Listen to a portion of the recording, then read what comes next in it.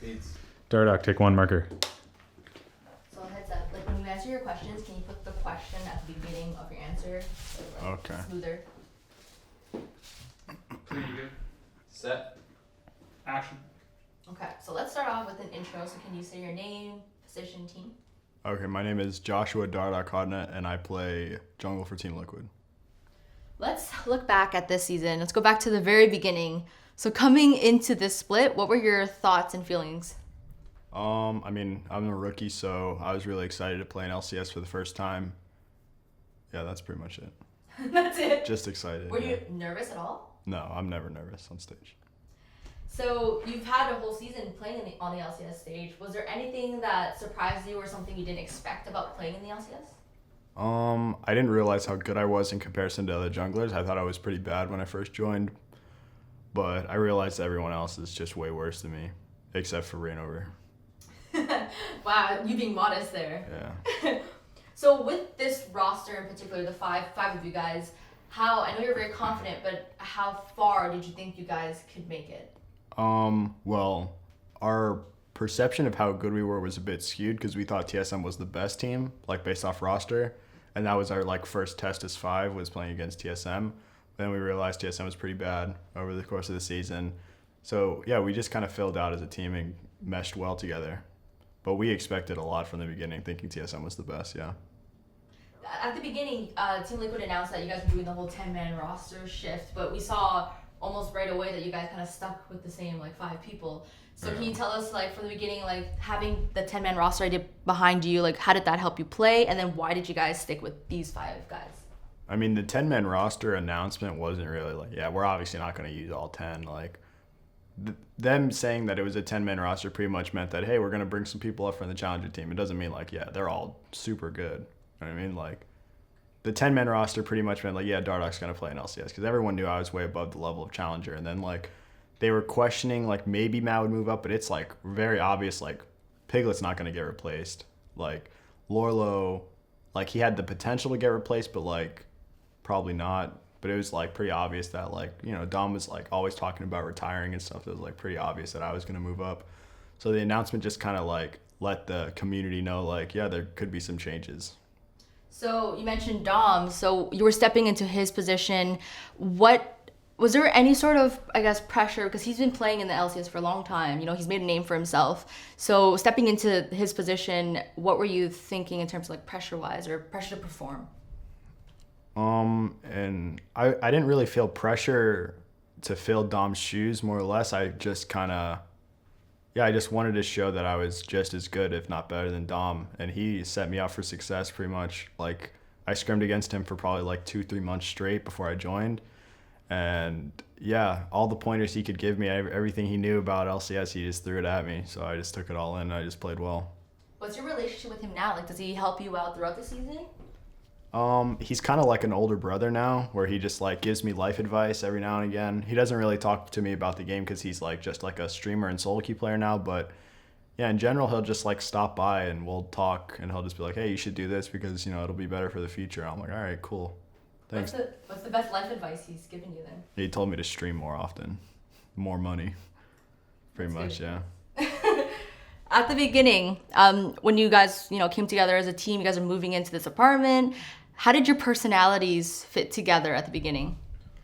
At the beginning, I was pretty closed off, where I was just super hardworking, and I just didn't talk that much to my team. And I was just the most I talked was just trash talk on Twitter to other challenger teams. But yeah, you spend all day, I spent all day with Zig and Youngbin because we shared rooms and we didn't go out much. So yeah, we were kind of forced to mesh well.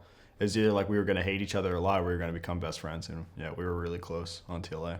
So looking at it now, you've had a whole season together. How have your relationship improved with all your teammates? My teammates on the current team or TLA or current both? Team. Current team. My relationship with the main team wasn't always so good. Me and Smoothie got along well. Me and Quas, before Lolo joined, me and him got along well. We do queued a few times. Me and Dom always pretty close. Me and Phoenix actually disliked each other a lot from solo queue experiences. And me and Piglet I always had a lot of respect for Piglet, but he sort of got more respect for me after I started just smashing them in scrims. You mentioned that you and Phoenix started off not liking each other. So what happened to create that, and then how did you improve it to now? Me and Phoenix didn't like each other very much in the beginning because before I joined TL, he knew me as a mean solo queue player, so I kind of maybe flamed him and another player on the team a bit. So he just thought of me as a mean guy when I joined, but me and him get along really well now. I was like, did you have to make amends? Be like, yo, sorry, man. Like, forget that. You know, like, what did you guys do? No, it's nothing. We just played together and we got along well. If you're good enough at the game, everyone will get along. We all have like a goal of winning, so if you're good, like, you'll hash out the problems, I guess. So at the very beginning of the split, Team Liquid had a rough start. I think you guys like went 0-3 at one point. Yeah, 0-3. So you guys had a rough start, but then somewhere near the middle-ish, you guys all of a sudden turned it on. You guys started winning, very dominating games. So what at that moment clicked for you guys? What made it work? I mean, middle of the season, what made us click was just, we found the formula of like our team. We found our team style pretty much. At the beginning, we're just like kind of trying to play like TLA with me on like a carry style. And then we also tried the way of Piglet 1v5ing, where I just play like Dom, I buy like Sightstone and pressure lanes and stuff. And then we just found a middle ground where it's like, okay, we're going to draft towards like, sometimes we'll draft towards me playing like Graze or Nidalee, and then sometimes we'll draft towards me playing like Rek'Sai Gragas or Full Damage Lee Sin, something like that, where we kind of have more than one style now, whereas before we were just, like in the beginning of the season, we were just testing stuff, seeing what was best for the team. And I think one of the main criticisms that Team Liquid faced this season was you guys were being called inconsistent. So when you heard that, what did you think? Yeah, I think that was completely accurate. Yeah, we're pretty inconsistent. But, I mean, going into playoffs, like, you don't get more consistent than it. Just a straight up just stomp 3-0. And it seems like you guys have a great like support system around you with the two Steves and Loco as coach, and like everyone around you guys seem to be very supportive. So what's your relationship like with the staff and the support system? Relationships with me personally they're like wishy-washy because I'm super emotional. So depending on the day, like you meet me or you talk to me about something, I could either be like the nicest person in the world or I could be super tilted from scrims and not say a word to you. But generally, like, most of the people on, like, NTL org, like, understand me and know that, like, hey, if I'm being mean to somebody, like, yeah, he's probably tilted. Like, just give him a few minutes and he'll calm down or something.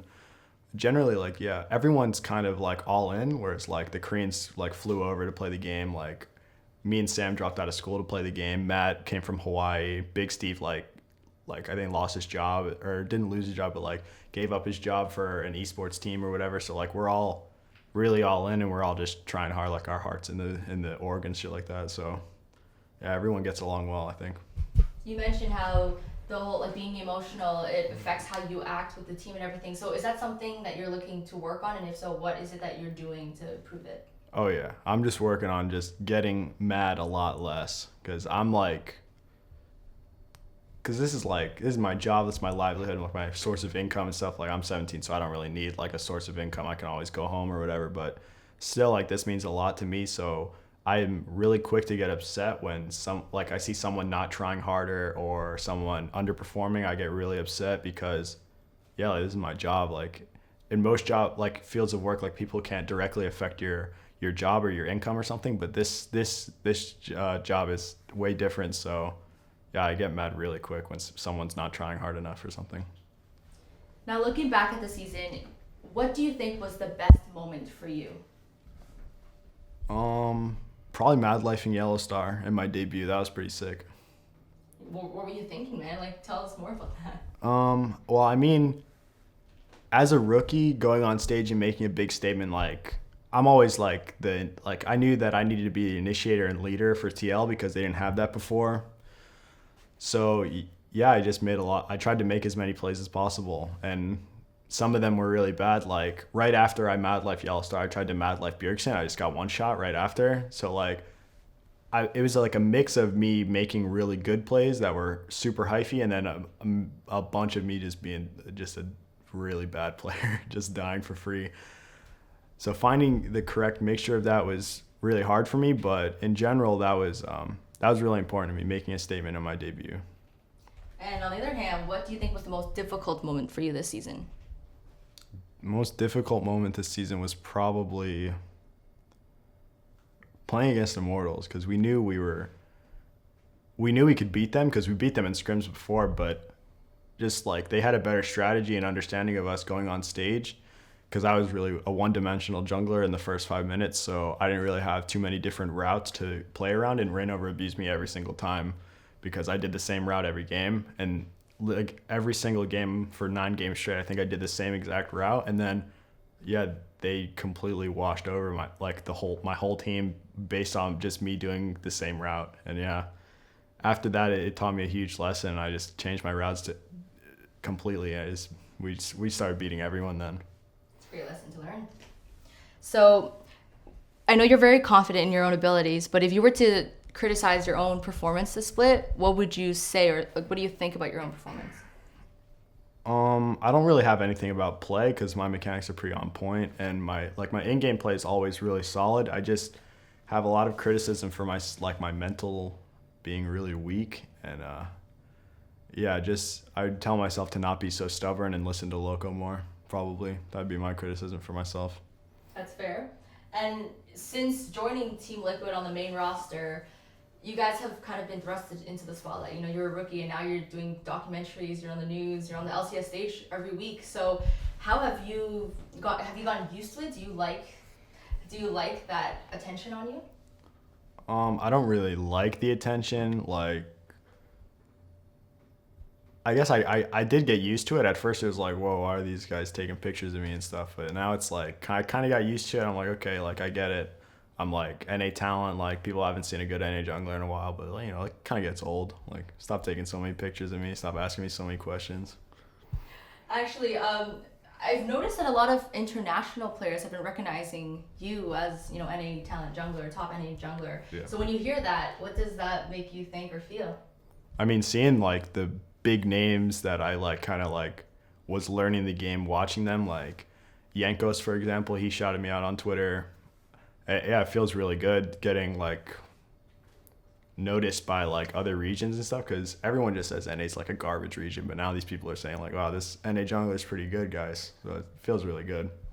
And so this season you had a great performance and you were a rookie of the split. So a lot of people are wondering like, what's your ceiling? Like, you're so good now. Like, how much more do you have to show or improve on? Oh, I'm so far off from my ceiling. Oh yeah. I'm way far off. That's nowhere close to ending here. So capacity, give me a frame. Like, if 100% is like, you know, amazing, where are you at right now? 40%. Okay. And you've been very vocally confident about yourself and the team, but when there's some people who perceive it as cockiness. So when you hear that, what do you think? For me, cockiness is letting it directly affect you, whereas like, I think I'm better than this person, so I'm gonna play against them differently or in a more disrespectful manner, which is what I did a lot on TLA. Like, hey, I'm playing against this guy, like he's a no-name, so I'm gonna play Rengar and I'm gonna go full damage. I'm gonna buy sort of the occult and stuff like that. But yeah, on LCS stage, I don't really care if I'm playing against like Crumbs or if I'm playing against Reignover. I'm gonna try my hardest regardless. I'm gonna try and stomp them. And now finally, if you were able to go back any time in the season and do something differently, what would it be? If I could do something differently, probably I wouldn't have. Actually, yeah, I wouldn't have E'd onto Bjergsen in my debut game, because I got too hyphy and I started playing more recklessly when we started to win. And yeah, I would have told myself to play more calmly, like the game was in the bag and we just lost. Cut. Perfect. That was first section done.